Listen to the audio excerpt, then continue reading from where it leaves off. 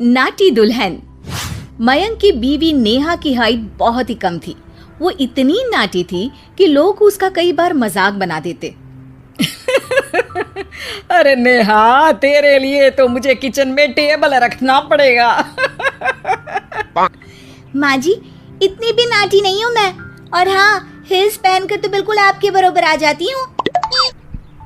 अरे तेरे पापा ने महंगी कार का लालच दे दिया, वरना तो मेरे बेटे के लिए लंबी लंबी लड़कियों की लाइन लगी थी। क्या बताऊं तुझे, कटरीना फैल थी उनके सामने। पर माँ जी, आपका मयंक भी तो हाइट में कौन सा अभिषेक बच्चन की तरह है जो कटरीना मिल जाती। वैसे भी मेरी और इनकी जोड़ी तो राम सीता की जोड़ी है, राम सीता की। एक दिन सभी खाना खा रहे होते हैं, तभी माँ, दाल बहुत अच्छी बनी है, जरा और देना। रुको जी, मैं लेकर आती हूँ, किचन में है, वैसे भी मैं खड़ी ही हूँ। ये सुनकर सास हंसने लगती है। तुम खड़ी हो या बैठी, एक जैसी लगती हो। बस कीजिए जी, अभी हिल्स नहीं पहनी है, वैसे भी हिल्स पहनती हूँ तो आपके बराबर ही लगती हूँ।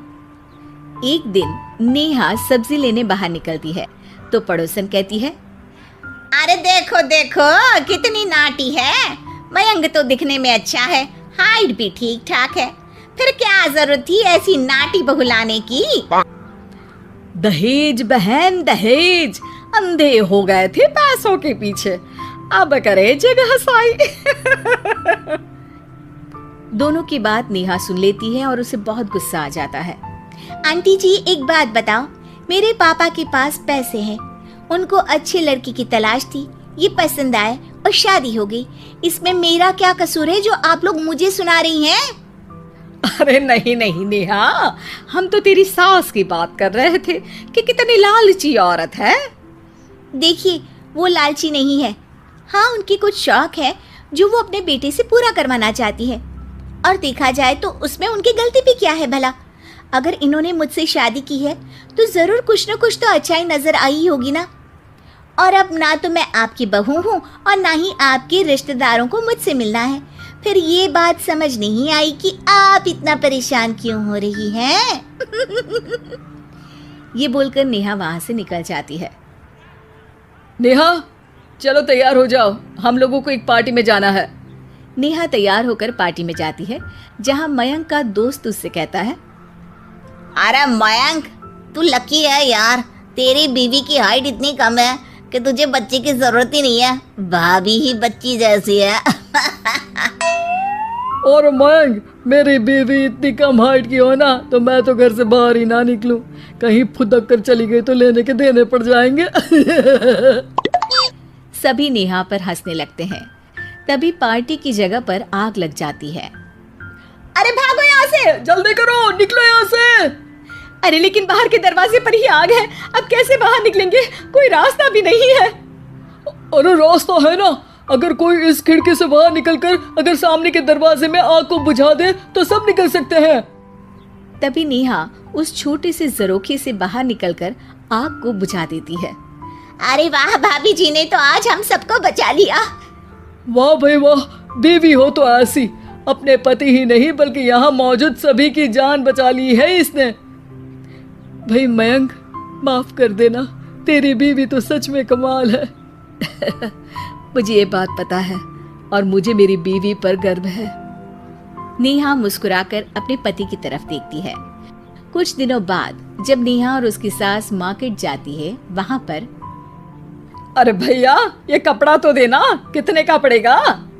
माता जी, ये तो बहुत महंगा कपड़ा है, लेकिन अब बस सिर्फ 2 मीटर ही बचा है, मेरे तो किसी काम का है नहीं ये टुकड़ा, तो आप 100 रुपया ही दे दीजिए। अरे भैया, तो मैं क्या करूंगी इस टुकड़े का, लेकिन वैसे है बड़ा ही सुंदर।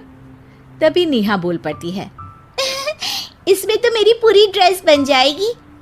ये कहकर वो कपड़ा ले लेती है। अगले दिन नेहा वो ड्रेस पहनकर सास के सामने आती है। अरे वाह नेहा, ये ड्रेस तो बहुत ही सुंदर लग रही है, बड़ी महंगी होगी ना? अरे कपड़ा तो मैंने ही पसंद किया था, बस पूरा नहीं था तो इसने ले लिया। सिर्फ 200 रुपये की ड्रेस है ये पूरी। देखो माँ जी, नाटी होने का भी कम फायदा नहीं है। जैसे तैसे दिन कट रहे थे। सास और पड़ोसियों के मजाक बनाने का सिलसिला चल ही रहा था कि एक दिन मोहल्ले से जोर जोर से आवाज आती है, हाय रे मैं मर गई, भगवान मैं क्या करूं। अरे क्या हुआ? देखते हैं तो सभी एक हॉल के सामने भीड़ लगाकर खड़े हैं। मेरा बेटा प्रिंस गड्ढे में गिर गया है। पड़ोसन जोर जोर से रोने लगती है कि तभी वहां नेहा आ जाती है।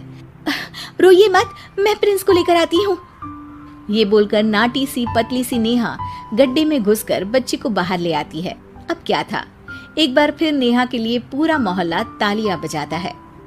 मुझे माफ कर दो नेहा, मैंने तुम्हारी हाइट का कितना मजाक उड़ाया था। कोई बात नहीं मौसी, प्रिंस ठीक है, ये बात है। अब वो दिन आता है जब सास नेहा की तारीफ करती है। वाह बहू वाह, तेरी तारीफें सुन सुनकर तो मैं खुश हो गई। आज तो तूने ये साबित कर दिया कि समाज में इंसान अपने रंग रूप और लंबाई चौड़ाई से नहीं बल्कि साहस और हौसले से काबिल कहलाता है। मुझे माफ कर देना बेटा।